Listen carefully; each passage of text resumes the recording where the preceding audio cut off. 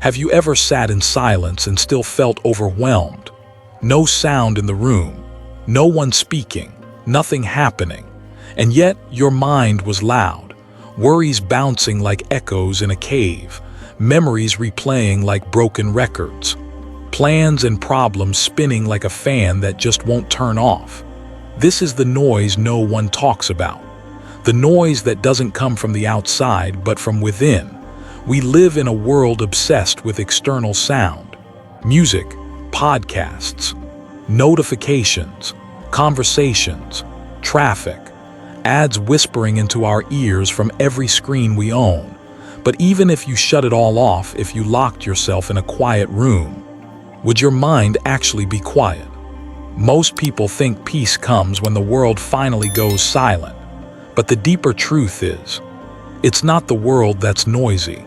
It's your mind that never stops talking. Every day from the moment you wake up, a flood begins. A flood of thoughts, judgments, predictions, regrets, expectations. What should I wear? What if I mess up today? Did she mean something by that message? I need to be better, do more, get ahead. Before your feet even touch the ground, you're already drowning in stories. And this has become normal. So normal, in fact, that we've built entire lives on top of it. We measure success by productivity, by noise, by busyness, by how much we're doing, saying, achieving. But we rarely stop to ask, why am I always so mentally exhausted? Why do I feel restless, even on vacation? Why do I long for peace, but never feel it for more than a fleeting moment? The ancient teachers understood this. Long before smartphones and schedules, long before deadlines and dopamine loops, there were already seekers, people who noticed the storm inside. Buddha was one of them. He didn't say that suffering comes from bad luck or from the world being unfair. He said suffering comes from the mind's craving, from its inability to stay still. A restless mind pulls you into the future or drags you back into the past.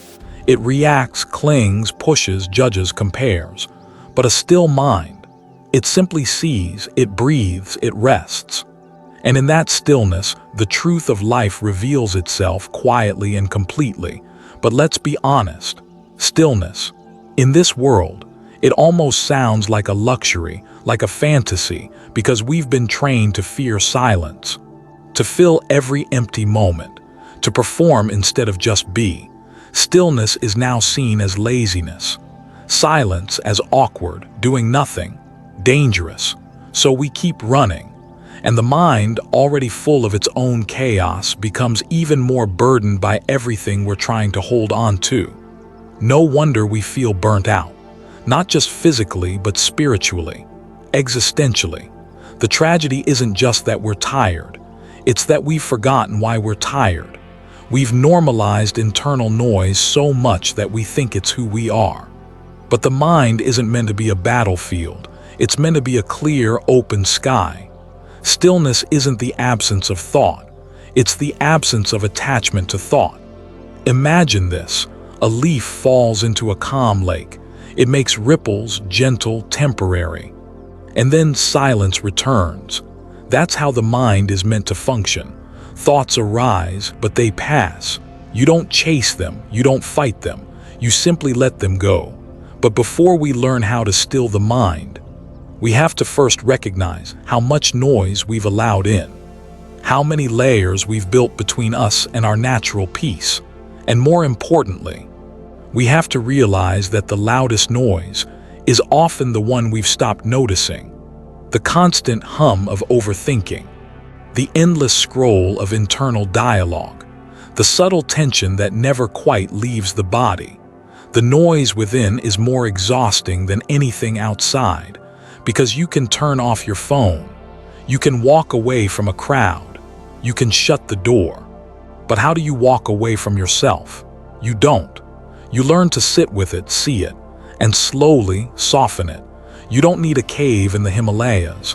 You don't need 10 hours of meditation a day. What you need is the willingness to stop for a moment, to become aware, to begin again. And it starts right here, right now. Not tomorrow, Not when you finally get that job or quit it. Not when the kids grow up or the debts disappear. Not after another self-help book or another escape.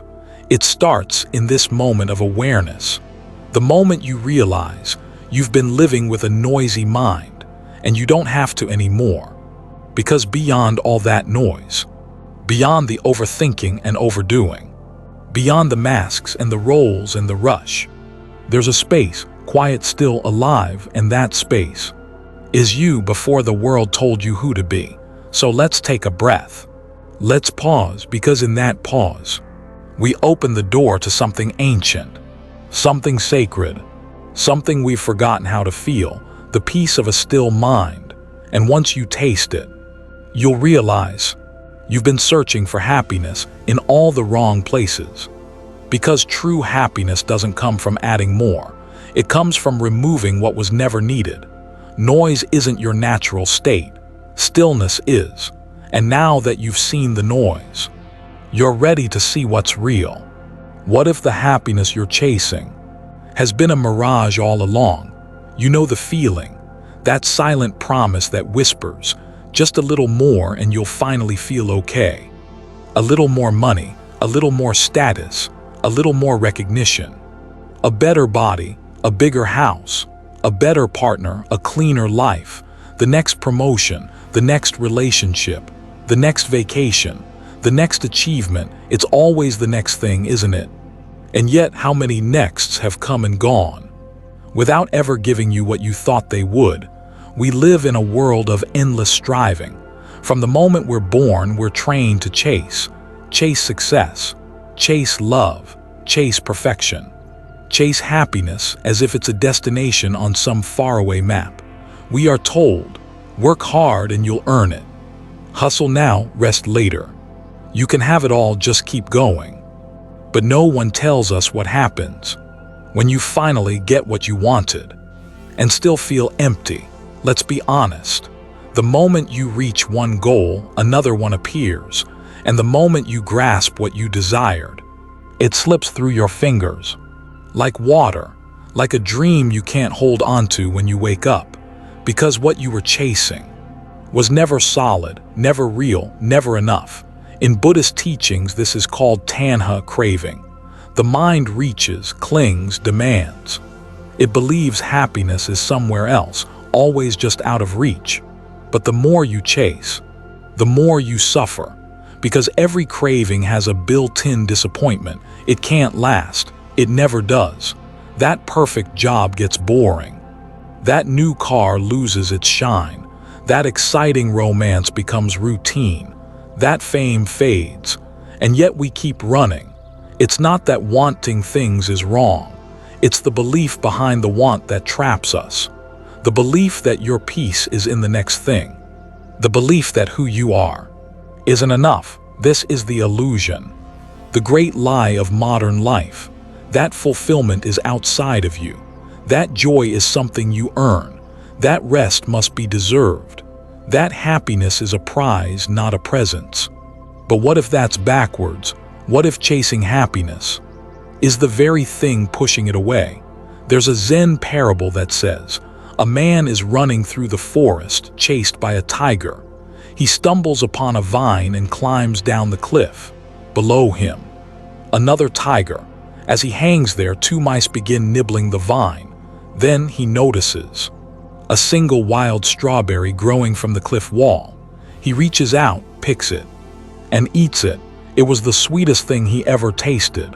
Life is like that. Always tigers, always mice, always something to fear, to fix, to chase.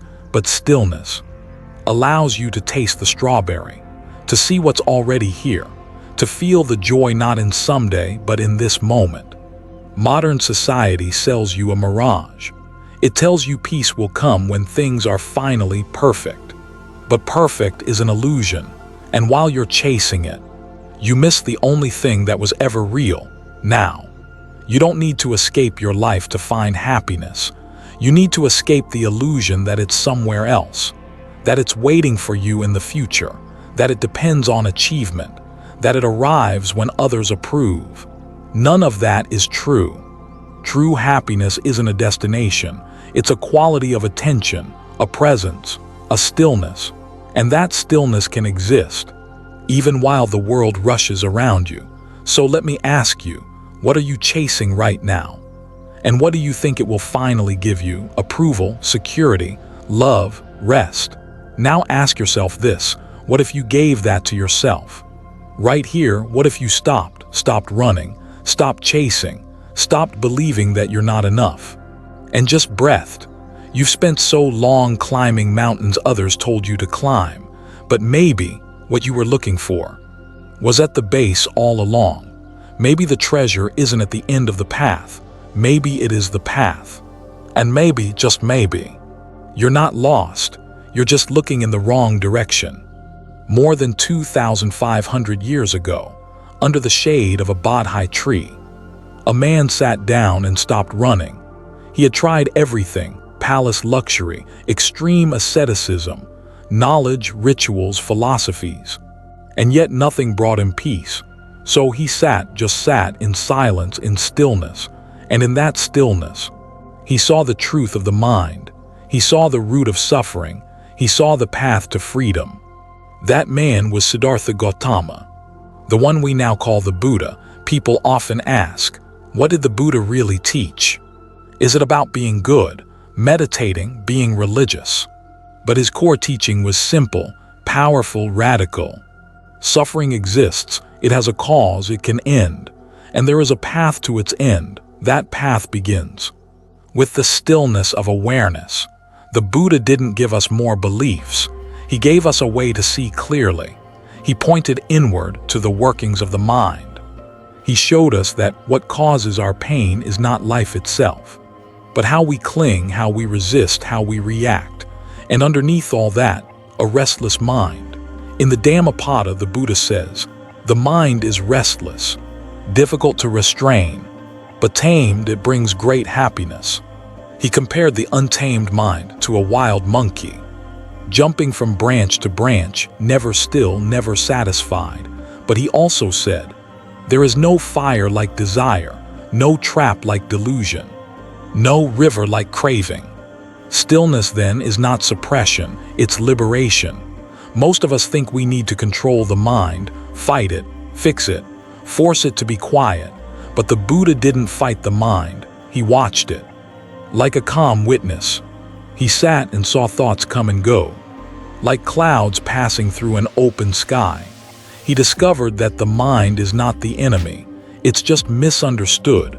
We mistake thoughts for truth, emotions for identity, craving for purpose. But when we sit still, we begin to see these are just movements, impermanent, empty, not me, not mine. That's why the Buddha taught Vipassana, insight meditation, not to escape the world but to see it as it truly is, to observe the breath, the body, the thoughts, the sensations, without grasping, without pushing away. He taught us to look deeply, not to think more, but to see more clearly. And what do we find in that seeing? We find that the mind doesn't need more noise. It needs space. It needs permission to rest, not in distraction, but in presence. Stillness is not the goal. Stillness is the ground on which awakening grows. It's the soil where wisdom takes root. It's the silence where truth can speak. You can't hear the Dharma when your mind is screaming, but in silence, it sings. Here's the paradox. The modern world says, do more, fix more, control more. The Buddha says, let go. The world says, you are what you achieve. The Buddha says, you are not even your thoughts. The world says, happiness is out there. The Buddha says, happiness is the stillness within. But this stillness is not passive. It's not indifference. It's clarity. It's freedom from compulsion. It's the strength to sit with pain without running. It's the courage to see things as they are and not flinch. In stillness, you begin to respond, not react. You see through illusions. You stop chasing shadows. And in that quiet seeing, truth becomes undeniable. One monk once said, stillness is not the absence of life. It's the essence of life. Everything else is just the noise around it. So no, the Buddha wasn't asking you to escape life. He was showing you how to return to it, to be present, awake, alive, not lost in thought or fantasy. And he wasn't saying you need to renounce the world, only that you must renounce your restlessness. Because without stillness, the Dharma remains just words, but with stillness, the Dharma becomes real. So take a breath, not to escape, but to arrive, to sit, to notice, to listen, because the teachings of the Buddha are not in temples or texts. They are in this moment, this breath, this stillness. And in that stillness, freedom is waiting. Sometimes you don't believe in stillness until your entire life falls apart. We can talk about mindfulness, about peace, about ancient teachings. But the real question is, does it actually work when everything goes wrong? In this chapter, we step away from philosophy and step into real lives, real pain, real transformation, because stillness isn't just a beautiful idea, it's a lifeline. Her name was Elise. She was 39, senior vice president at a tech company. Smart, sharp, always on. She had 3 phones, 2 assistants, an inbox that never stopped.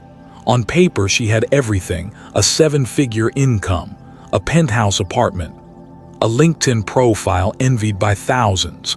But at 3:17 a.m. on a Thursday morning, she sat on her bathroom floor, shaking, sweating, unable to breathe. A panic attack, her first, or maybe her mind's final scream. Her therapist gave her pills, her doctor recommended rest, but a friend, quiet, odd, peaceful, said, "Come to this weekend retreat, just try sitting in silence." She laughed. Silence. She was drowning in noise, but something in her broke. So she went. The first hour was torture. Her legs ached. Her mind raced. She wanted to run, to scroll, to work, but something made her stay. By the 3rd day, something shifted. She wasn't calmer. She wasn't healed. But she noticed something she'd never seen before. Her mind was constantly chasing, even when there was nothing to chase. It terrified her, but it also opened her. She didn't quit her job. She didn't move to a monastery. But she began each morning with stillness, 10 minutes, then 20. Then it became her way of being. Now when the world spins, she doesn't spin with it. She still works in tech, still leads, still excels. But now she breathes, she listens. She pauses, and most of all, she no longer mistakes chaos for life. She found the clarity underneath the noise. His name was Miguel, Afghanistan veteran, 2 tour, countless scars, most of them unseen. He came back but never really returned. The nightmares, the rage, the numbness. He couldn't connect with his wife, his children. He felt broken beyond repair. Until one night, sitting alone in the dark, he saw a YouTube video. A monk simply saying, "You are not your thoughts, you are the awareness behind them." He watched it 5 times. He didn't understand it fully, but something in his chest softened. He found a veterans meditation group. The first time he sat in silence, he cried, not because he was weak, but because it was the first time he felt anything in years. Through mindfulness and loving kindness practices, he began facing his pain without judgment.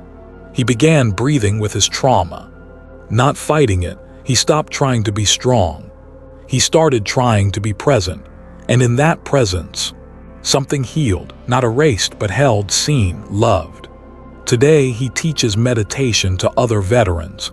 He tells them, stillness won't erase your past, but it gives you back your future.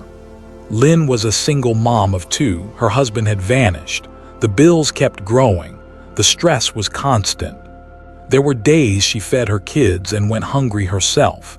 Nights when she cried in the closet just so her children wouldn't hear. She was surviving, but inside she was gone. A neighbor gave her a book. Peace is Every Step by Thich Nh letter 1ea5t H letter 1ea1nh. She didn't have time to read, but something made her open it. One line stopped her heart. Smile, breathe, and go slowly. She put the book down and just breathed. That day she chose not to yell, not to panic, not to collapse into despair. She simply breathed. The next day she breathed again, while folding clothes, while cooking, while walking to work. She wasn't meditating on a cushion. She was meditating in real life. And somehow, that brought her back to herself.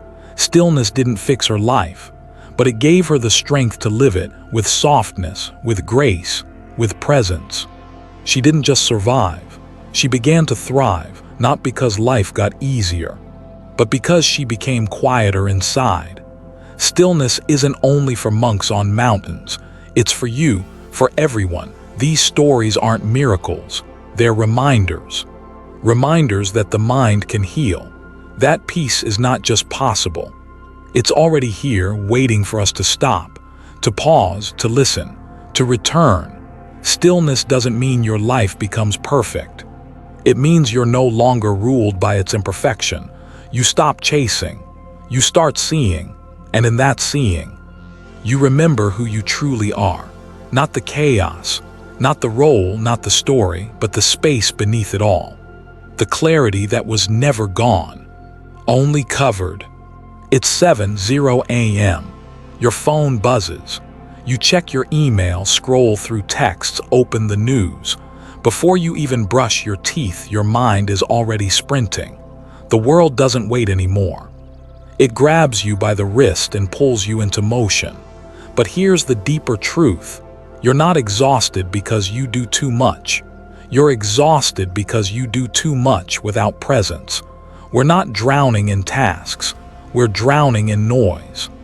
Mental noise, emotional noise, digital noise. Stillness feels impossible, like a luxury you can't afford. But what if it's not a luxury at all? What if it's the foundation? Stillness isn't about silence. It's about sovereignty.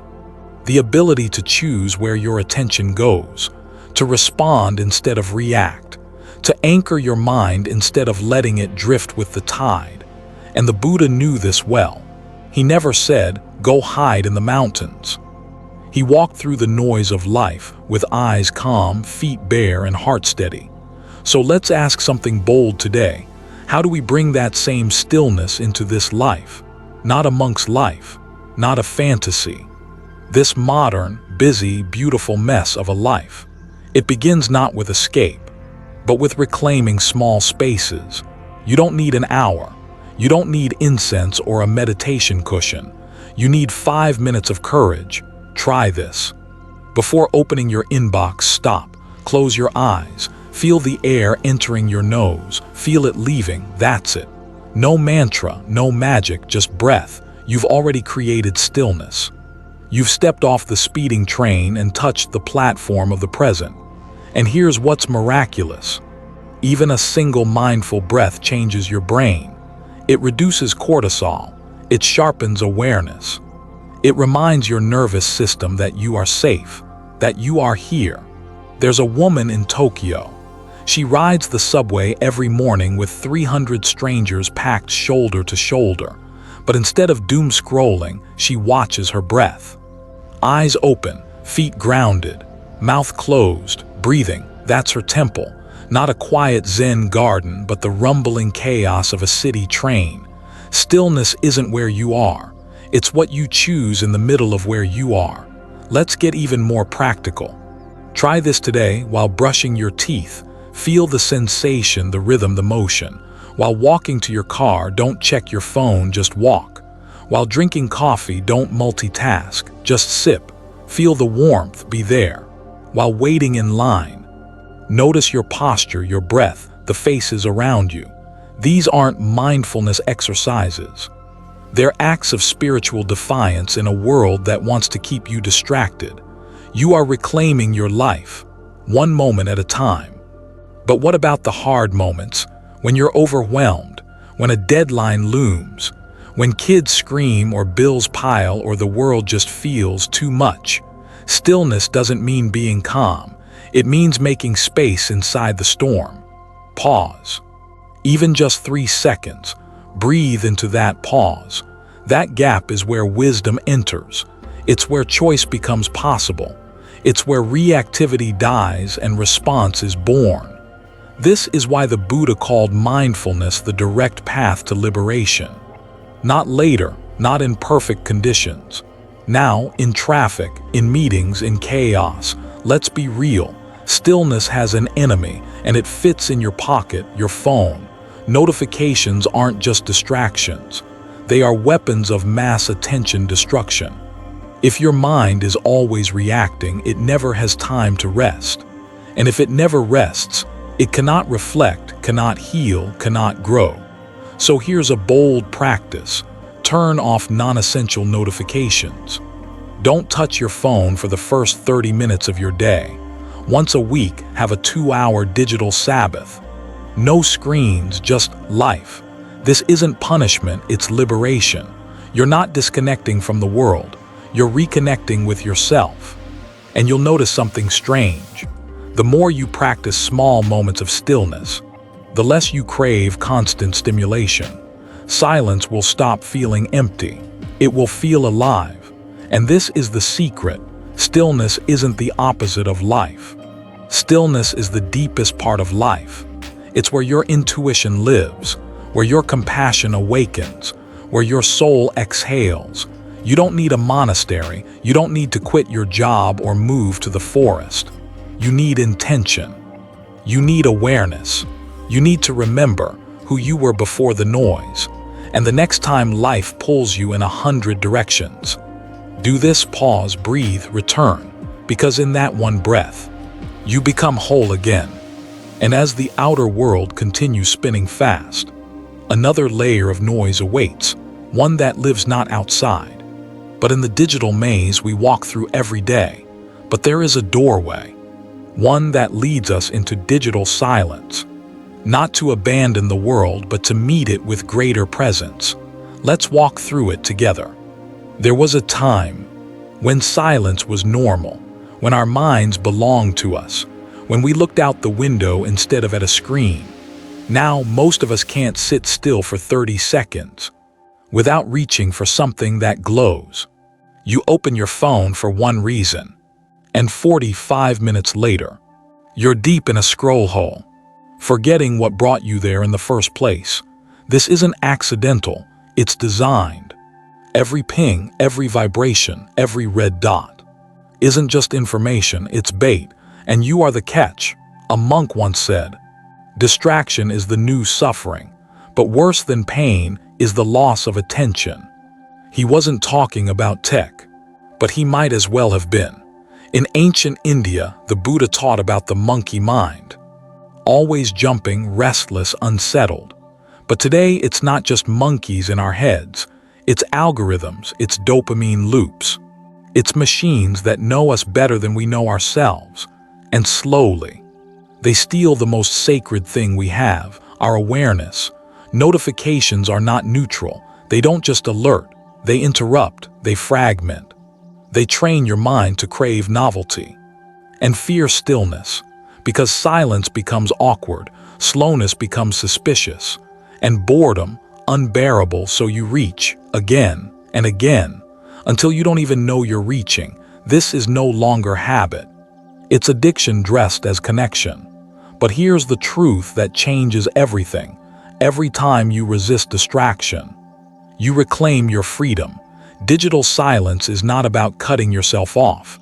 It's about cutting through the noise, through the compulsion, through the fear of missing out. Because the only thing you've really been missing is yourself. Let's get real for a moment. You don't need to throw away your phone. You need to take back the steering wheel.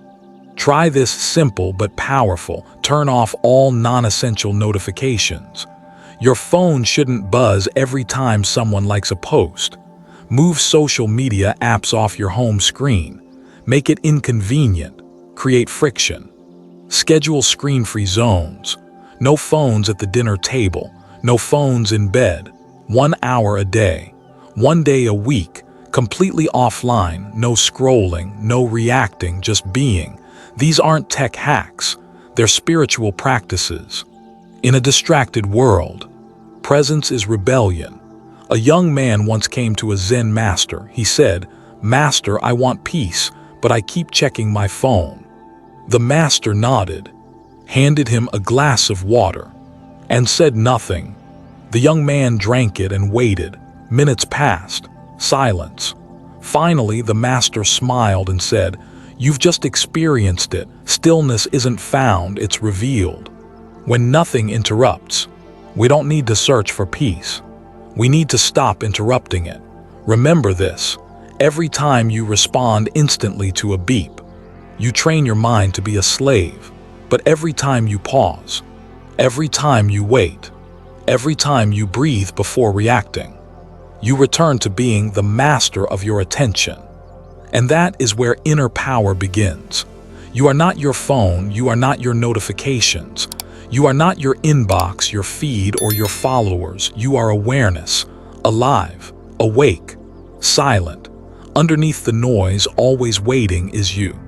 And the more you choose digital silence, the more the mind begins to settle, not because you force it, but because you finally stop feeding the frenzy.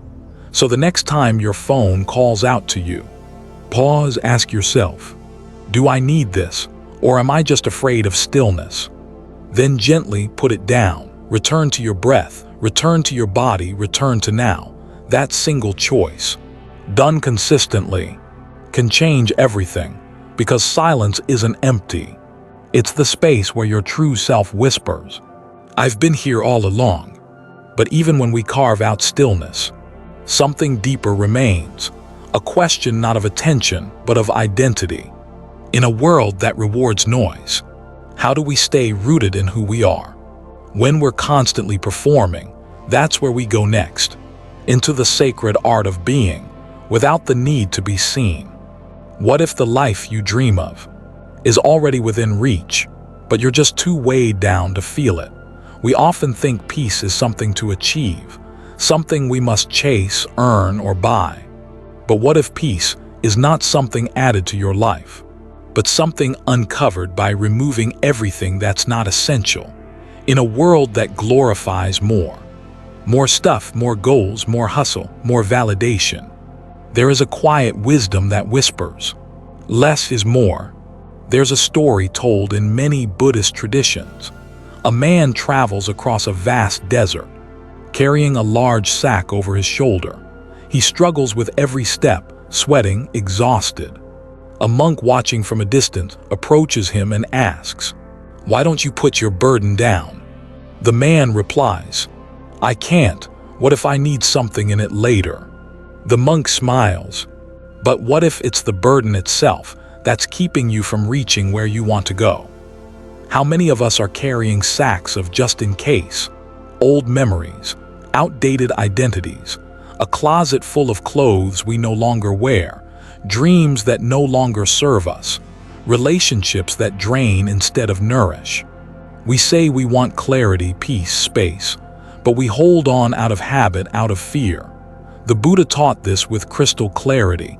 Attachment leads to suffering, and the subtle form of attachment today is clutter, mental clutter, digital clutter, emotional clutter, and yes, physical clutter. Here, what few will tell you: simplicity is a spiritual path, not a Pinterest aesthetic, not a trend, but a return to what actually matters. Start here, look around your space. If it doesn't bring peace or serve a clear purpose, let it go.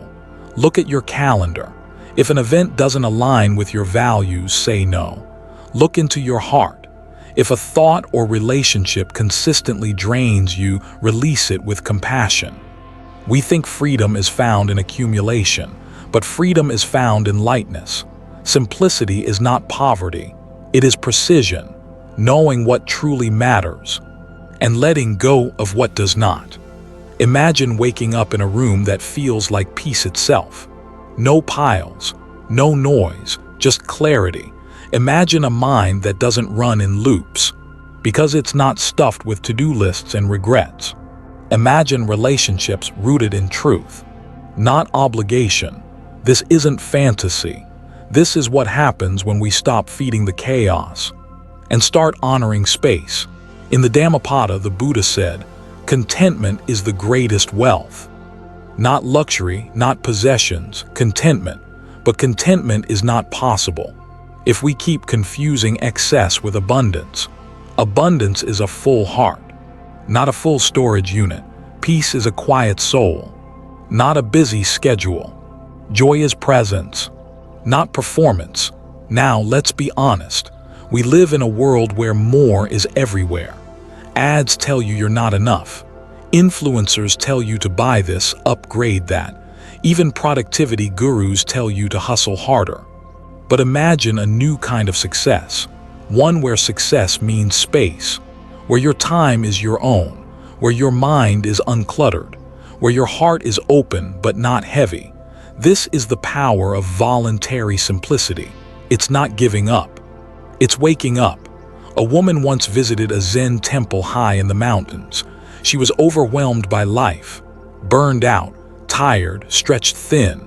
The monk gave her tea, 1 cup, simple and warm. He said nothing. She looked around and asked, "Where's all your stuff?" The monk replied with a smile, "Where's yours?" She laughed, realizing her suitcase was overpacked, just like her life. And in that still, silent room, she felt something she hadn't in years.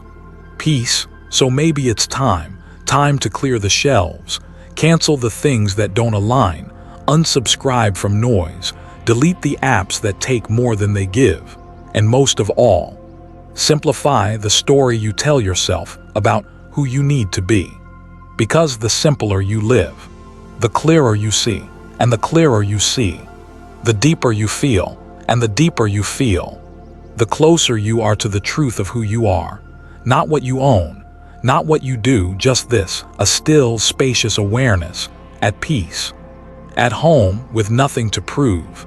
But simplicity is just the beginning. Even when we simplify our outer world, there remains an inner storm many still face, one that no closet cleanout can fix, one that follows us even in silence. The inner critic, the restless self, the never-ending need to be better. What happens when we stop running from it and finally sit with it? We'll go there next. There's a silence. That's not the absence of sound, but the presence of something deeper. It's not empty, it's full of awareness, full of clarity, full of life. This is what happens when the mind becomes still, not blank, not numb, but awake. Imagine standing at the edge of a lake. Stormy winds have just passed. The water, once churning and muddy, now begins to settle. The ripples fade, the surface smooths, and suddenly, you can see straight through to the bottom. That's what the still mind reveals. Not some exotic superpower, but the truth that's always been there. Beneath the noise, in the teachings of the Buddha, this stillness is not just a technique, it's a doorway to see things as they really are. Why a THA macron BHU macron T, a tilde a macron letter 1E47 a D a SS a N. Knowing and seeing things as they truly are. Because a mind in motion distorts, like a shaky camera lens or a swirling pond. We see everything, ourselves, others, the world, through a haze of stories, projections, fears. But when the mind becomes still, we don't just become peaceful, we become accurate, we stop reacting, and we start seeing. I remember the first time I truly sat in stillness, not just physically, but mentally, emotionally. No background music, no guidance, just me and the silence.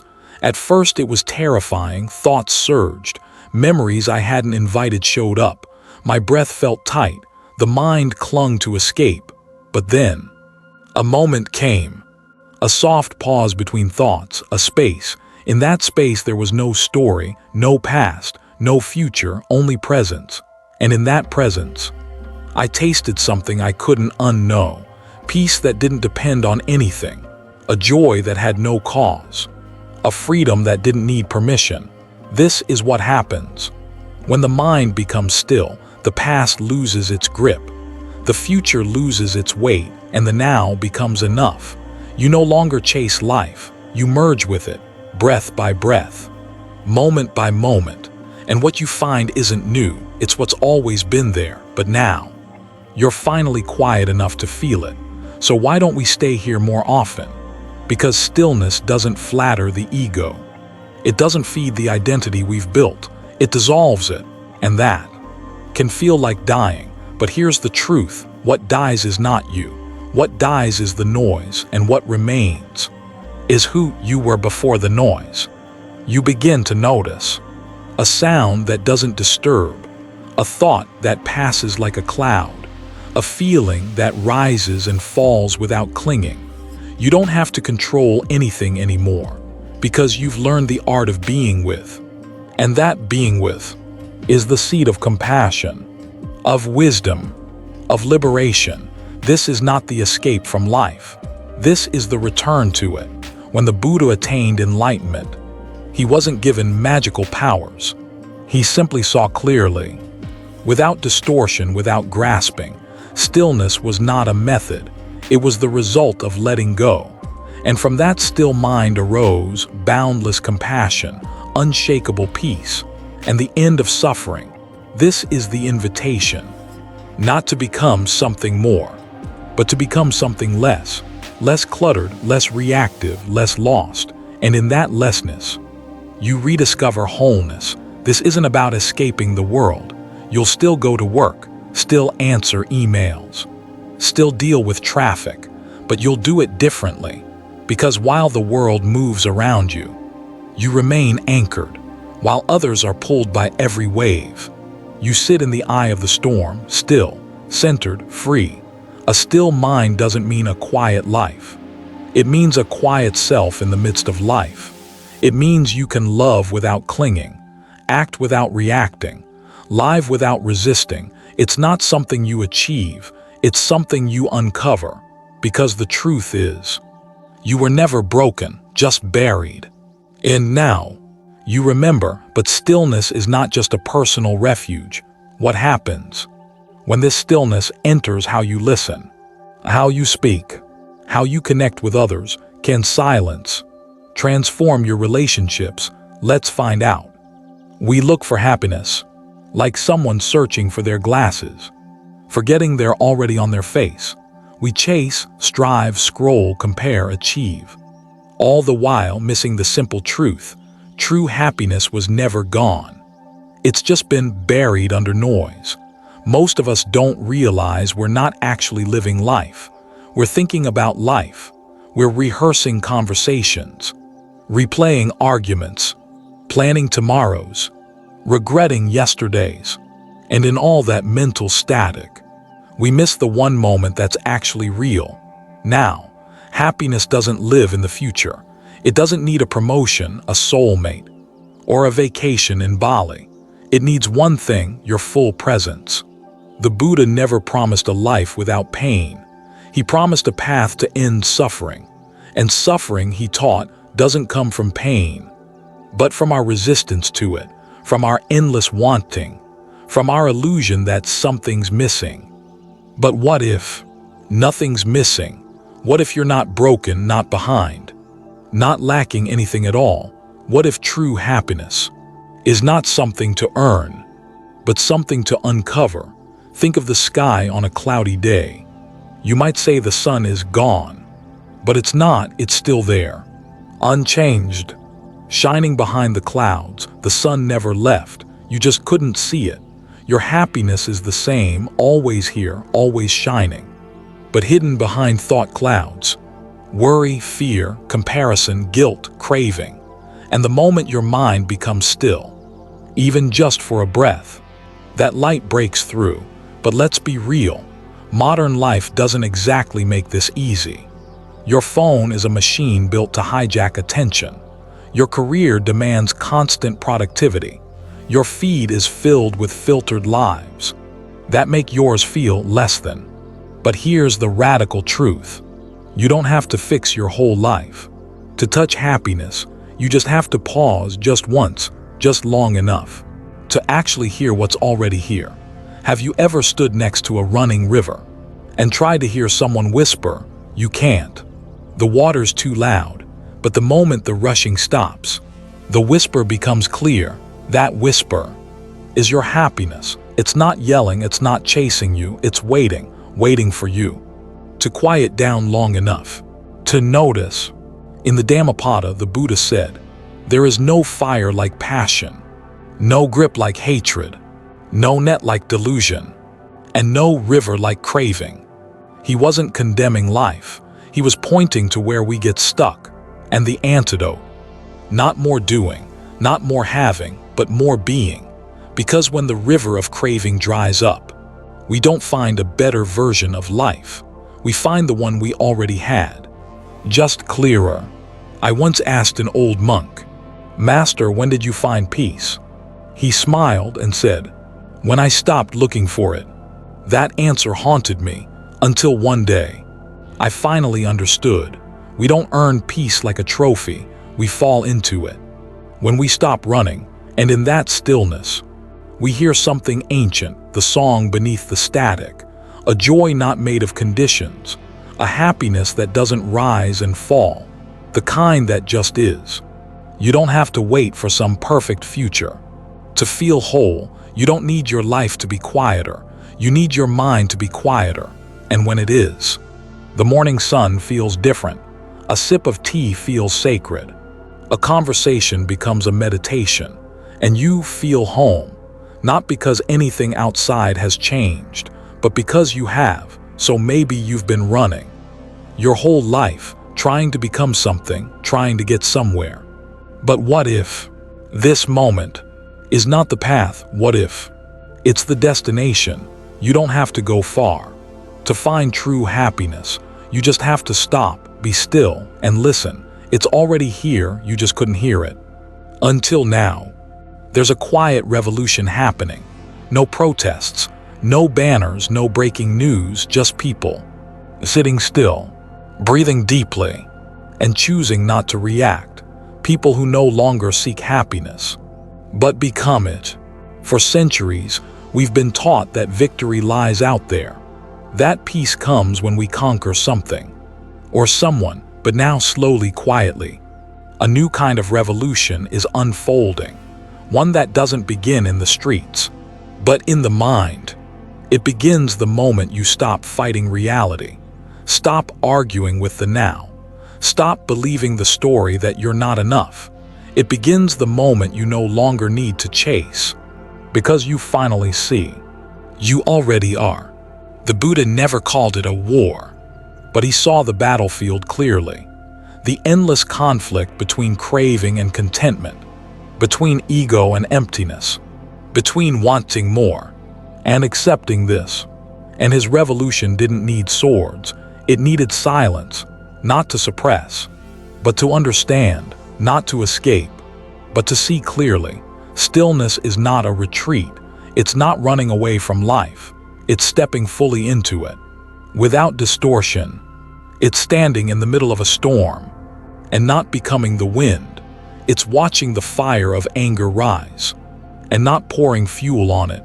It's feeling sadness. Without becoming it, it's living. Without the war, you've lived long enough with the noise, with the constant alerts, opinions, performance, perfectionism. You've seen how the world celebrates the loudest, the flashiest, the fastest. But what if the real power is in restraint? What if not reacting is the strongest thing you'll ever do? What if peace is the most radical rebellion of all? You don't have to join a monastery. You don't have to move to the mountains. You don't even have to meditate for hours a day. You just have to start noticing. Notice when your thoughts race. Notice when your breath shortens. Notice when the mind spins stories. And then, don't follow, breathe, pause, let go, not once but again and again. Until one day, it's no longer something you do. It's who you've become. A woman once asked a monk, "How do I bring peace to the world?" He replied, "Make peace with yourself. The world will follow."